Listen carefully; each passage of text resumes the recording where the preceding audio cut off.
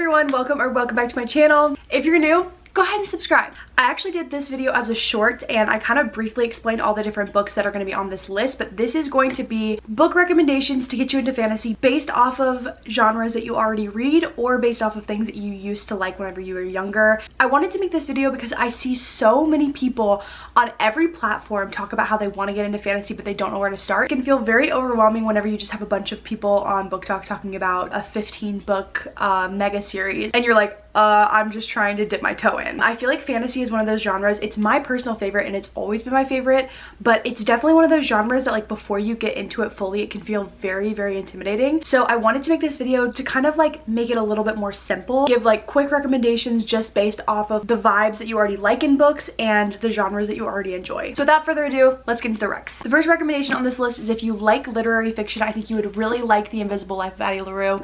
This is by V.E. Schwab and it follows Addie LaRue. She's a girl that lives in the 1600s in France. She's about to be forced into a marriage that she doesn't want to be in, and so she ends up praying to a god who she bargains with to get her out of this marriage. He ends up cursing her with living forever and having no one remember her. So anytime she goes into a room, as soon as she leaves and they don't see her anymore, they forget about her.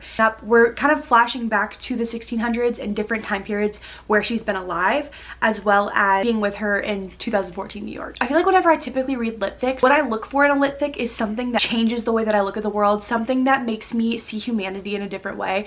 And that was this book for me. I'm not typically an annotator. Like whenever I read like a typical book, I don't usually annotate, but this book, I literally have so many things underlined because there's just so many good quotes in this book. Some of the characters in this book were so freaking relatable. I truly think that if you typically like lit fics, this is the perfect book to get you into fantasy because it has a lot of elements of fantasy, a lot of magical elements, obviously with all the curses.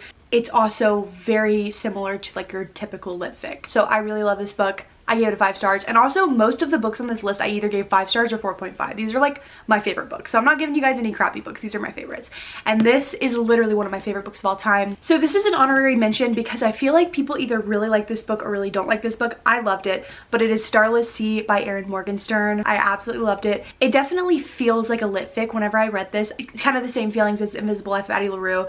It changed the way that I looked at the world. It changed the way that I viewed humanity. I underlined so much of this book. It's hard to explain the premise of this, but it's basically, I always look at it as like a love story to lovers of books. This book is so special. It has a lot of heavy elements of fantasy, so it's in the modern world, but then a lot of parts of this take place in more of a fantastical, whimsical world. It's an honorary mention because I feel like some people don't like it, but I feel like the people that typically do love this book are people who do love lit fics. So that's why I'm throwing it in here. If you typically read historical romance or historical fiction, I highly recommend Divine Rivals by Rebecca Ross. The reason I recommend this is because genuinely when you're reading it, before you know really what's going on, it really feels like you're reading a World War II historical romance. It follows Iris and Roman, who are rival journalists in this war between gods. Iris's brother is currently in the war and he's fighting, and so she has a typewriter that's magical. She puts the letters to her brother underneath the wardrobe and they disappear, and she thinks they're going to her brother, but then we find out very quick into the book, so this isn't a spoiler, but they're going to Roman, which is her rival. It is just, this was my favorite book of 2023. This is one of my favorite books of all time. It's just a beautiful, beautiful story, and it's written beautifully. I love Rebecca Ross. I am going to read every single thing she ever puts out. This is actually a duology. There's 2 books in the series and it's completed. It's so good. I could not recommend this book more, and I definitely think that anybody that's wanting to get into fantasy should read this book and they would really enjoy it. It's very simple and there's not too many themes of fantasy, but there's enough to where you'll know if you want to keep going in fantasy, but not too much so that if you haven't read fantasy you like wouldn't understand what's going on. I just feel like this is a great start, but specifically if you like historical romance or historical fiction, it kind of gives the same energy as those books. Like the wardrobe and the setting, it just feels very similar to other World War II based books that I've read in the past. Just to tell you guys how much I love this book, I literally got an iris flower tattooed after the main character. I had 0 tattoos before I read this book, and I read this book and I was like, I need this on my body forever. And that's how much I love it. So if that doesn't convince you, I don't know what will. If you are a romance reader, this is no shock, no surprise, but I think you should read A Court of Thorns and Roses. If you haven't heard of A Court of Thorns and Roses somehow, basically the story follows a human girl, Feyre. She's out in the woods hunting for her family and she sees a giant wolf. She kills it, brings it home to feed her family. It turns out that wolf actually belonged in the fairy realm to the Lord of the Spring Court. He is Fae, And so he comes and takes her in exchange for keeping her family safe.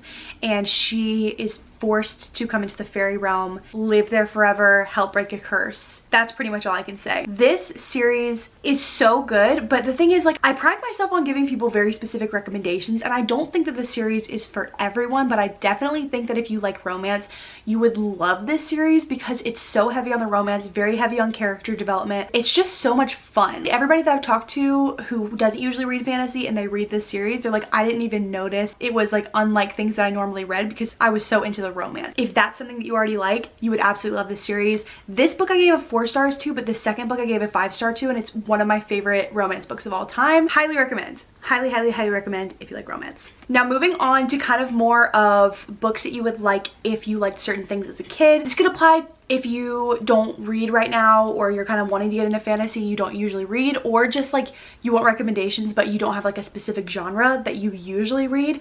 These are recommendations just like based off of things you might have liked in the past. If you liked fairy tales as a kid, I highly recommend the Once Upon a Broken Heart trilogy. I think this trilogy is called The Ballad of the Archer and the Fox. I always forget because I always call series like by the name of the first book. But this book is so freaking whimsical. It is so much fun.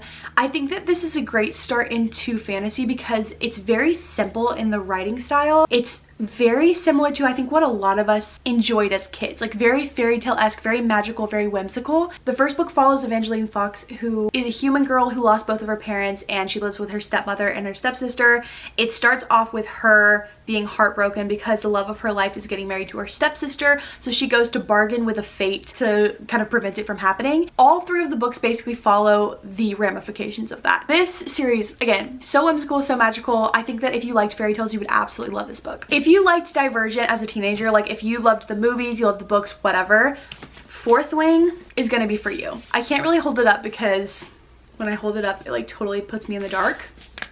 When I was reading this book, I was like, this is so similar to Divergent, but not in the way that I was thinking like, oh, it copied Divergent. I was kind of just thinking like, if people like Divergent, they would absolutely eat this series up. So currently there's 2 books in this series, Fourth Wing and Iron Flame. It's not completed. In this world, there's 4 different quadrants. There's the riders who ride dragons.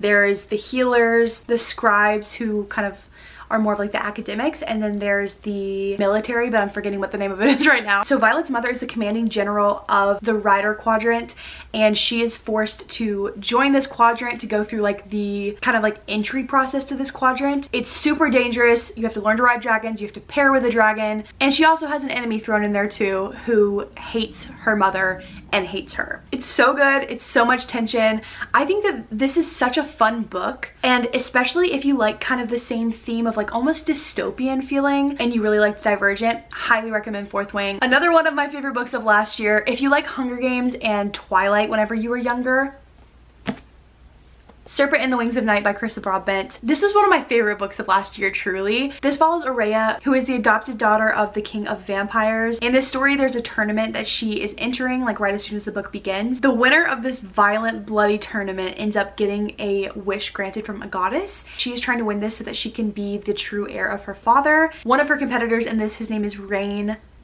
Love him. They end up becoming allies. This honestly does feel like the child of Hunger Games and Twilight. It is so good, so delicious. It is adult, so keep that in mind. This one I gave 5 stars to. The second one I didn't like as much as the first, but I did still really enjoy it. And this is a duology and it's completed. If you liked Pirates of the Caribbean whenever you were younger, really any like adventure, piratey type movies or TV shows. Daughter of a Pirate King by Trisha Levenseller. This is such a fun book. I read this actually whenever I was on a cruise and it made it 10 times more fun. I don't know what it is about reading books, like whenever you're in the atmosphere of the book.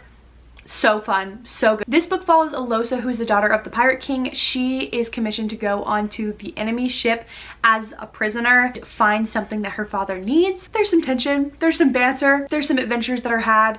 I love this book so much. Like, this is such a fun, quick intro into fantasy. It's 300 pages. It's so quick. It's so fun. It's such a fun little adventure. and Alosa's inner dialogue is so funny. I was laughing out loud the whole time I was reading this book. Alosa, the main character, is pretty much a combination of Merida and Jack Sparrow. It's just a good time. I love this book. I recommend it to everybody, and especially if you're wanting to get into fantasy, I feel like this is a really easy intro into fantasy. Last but not least, I actually wasn't going to include this book because I'm in the middle of it right now. I'm like 200 pages in, but as I was like reading it, I'm like, no, I think that I should put this in because I think that if somebody's trying to get into fantasy, I feel like this would be the perfect book. Bride by Ali Hazelwood. I'm literally kicking my feet and giggling the whole time I'm reading this book. I'm like 200 pages in, and I don't think there's been a single chapter that I haven't been like, ah! I feel like you would like this book if you enjoyed Twilight whenever you were younger and you want like more of an adult version. This is kind of like an adult rom-com of Twilight. I feel like it follows Misery Lark, who is the daughter of the commissioner of vampires. She, in the very beginning of the book, is getting married to the alpha of the werewolves as collateral for their new agreement and peace treaty. It is so tension filled. It's so much fun. I absolutely love it so far. This is by Ali Hazelwood, and in the past she's only really published rom-com, so I think if you're typically a fan of rom-com but you're wanting to dip into fantasy, I would definitely recommend this book. Honestly, whenever I make a video someday about books I think are perfect for fall, I'll probably put that in there because I kind of wish I would have read this in fall. It's a spooky book but it has like rom-com elements, so I highly recommend this. Honorary mention because I haven't finished this, so just take it with a grain of salt, but I really enjoy it so far. Thank you guys so much for watching this video. Definitely subscribe, stick around. Let me know what videos you guys want to see. At this point, I've put out a reading vlog, a tier ranking video, and a recommendation video after this video. So let me know like which styles you like better or what videos you want to see from me. And I hope you guys have a great day.